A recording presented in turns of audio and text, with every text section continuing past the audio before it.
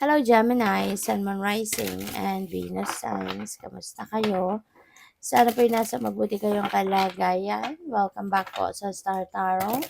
At kung bago kayo rito, welcome din po kayo. Please subscribe, like, share my videos, and leave me a comment kung naka-resonate kayo.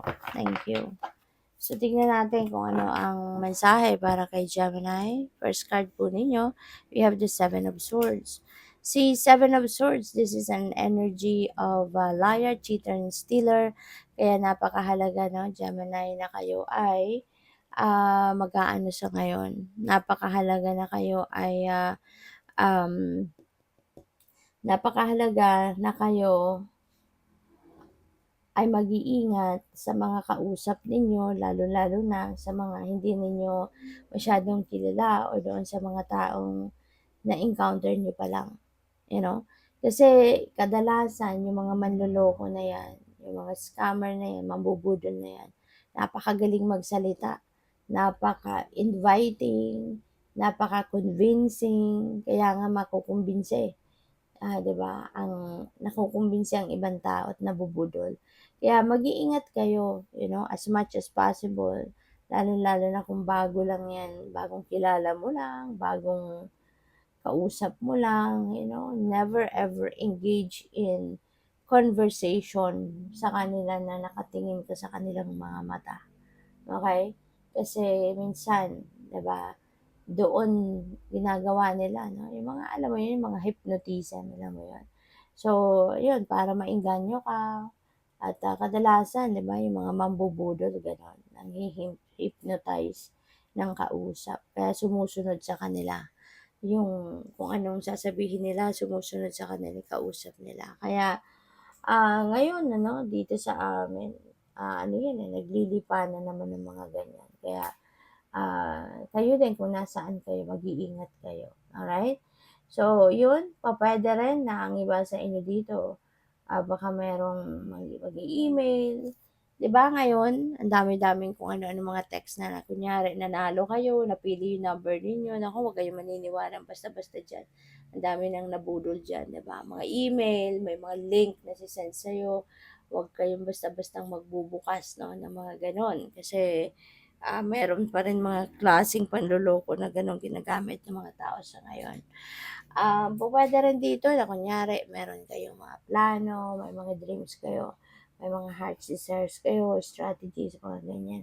Huwag din ninyo yan ikikwento sa kahit kanino. Just keep it close to your heart because you never know kung sino yung naiinggit sa'yo dyan at pwedeng kunin sa'yo, agawin sa'yo kung ano man yung pinaplano mo. Diba? Gagawin na nila, uunahan ka. No? Tapos ngayon, kapag ikaw ay handa na ikaw na yung gagawin mo na yung plano mo. Wala na, nakuha na ng iba, ginawa na ng iba. Tapos ikaw na ngayon yung lalabas na kumopya sa kanila. Diba? Kaya mag-iingat kayo, okay? Be careful with your valuables, tangible or non-tangible.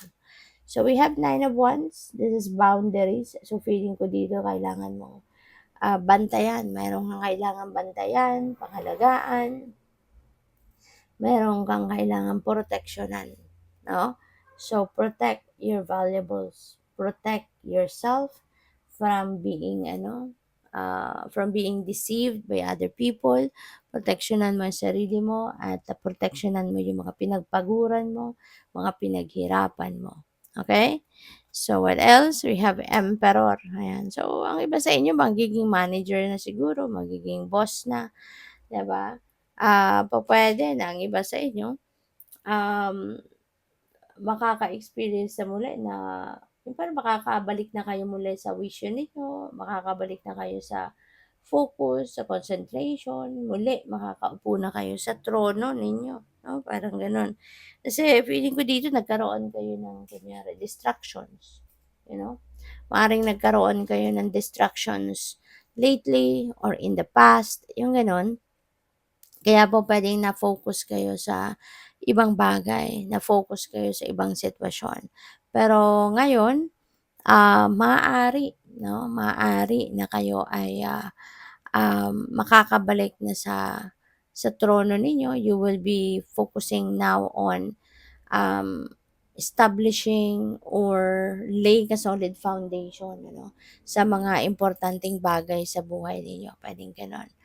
Pupuwede rin na mapo-promote na kayo, kung nag-e-empleyyo kayo, pupuwedeng promotion ito into a leadership role. So, by the way, maraming salamat for subscribing, and if you haven't subscribed yet, subscribe na kayo. And also, maraming salamat din for not skipping the ads. Malaking bagay yan sa akin. And also, please click the join button sa baba ng video kung gusto ninyo na mag-join kayo sa membership. So, we have healing. Ayan. So, maaari, Gemini na ang iba sa inyo siguro is receiving that healing energy. Okay? So, maaari na mayroon kayong sitwasyon wherein pwedeng physical ailments ang meron kayo at maaring magpapagamot kayo, um, maaaring magpapagamot, maaaring kayo ay um, siguro pupuwedeng kayo mismo yung gumagawa ng paraan para magamot kayo, gumanda ang pakiramdam ninyo, puwedeng gano'n. And with the help also of the divine of God, which is our master healer, and Archangel Raphael, both of them siguro magpapadala sa iyo ng healing energy para kahit ano man ang inyong nararamdaman, katawan man yan, emotions man yan, or ano pa man ang sitwasyon na hindi masyadong favorable sa inyo, that will start to heal. Okay? So, yun na napipick up ko dyan. So, we have number 41, self-discipline. Ayan. So, disiplina sa sarili ang maaaring kailangan din ninyo ngayong alalahanin na pairalin or paandarin. Okay? Paandarin ninyo yung inyong self-discipline. Paandarin ninyo yung disiplina sa sarili ninyo sa ngayon. Okay? Huwag abusuhin ang sarili, 'di ba? Kasi unang-una tayo ay may kapaguran din. Tayo ay tayo ay talagang tao lang at meron tayong nagagawang mga shortcomings din. May mga pagkakamali, kaya kailangan natin pairalin, yung ating self-discipline. Okay? So we have number 91, surrender. Kapag nagsusurrender ka, ibig sabihin nito na nagtitiwala ka 100%. Ipinagkakatiwala mo, no? Ipinagkakatiwala mo yung gusto ng universe, 'di ba?